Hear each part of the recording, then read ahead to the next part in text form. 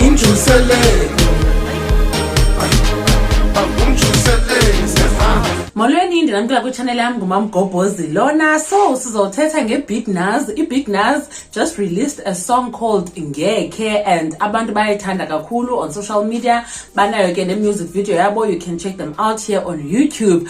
But asikho lapha ke uzothetha ngaloo nto leyo qha. Into eyenzekayo, abantu bathi ithi le ngoma Yinj'u Mseleku ngeke nivume.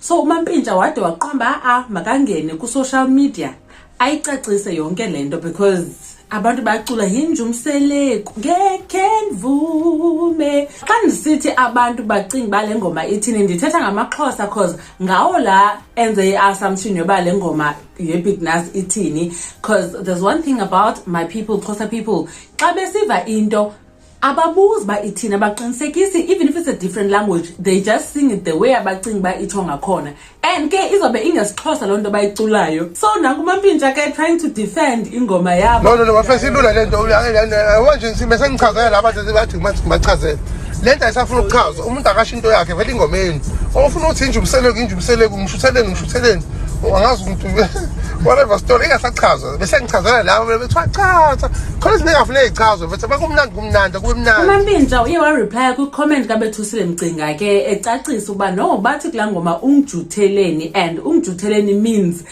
unhlohlela ntoni, like unhlohlelani. Abantu abangamaZulu or Zulu people, please khanisincede. Kuthini ujuta umjutheleni? Imagine uTata Mseleku ntoma ngafila njani ukuva abantu becolo into leba Yinj'u Mseleku. Guys, let's respect.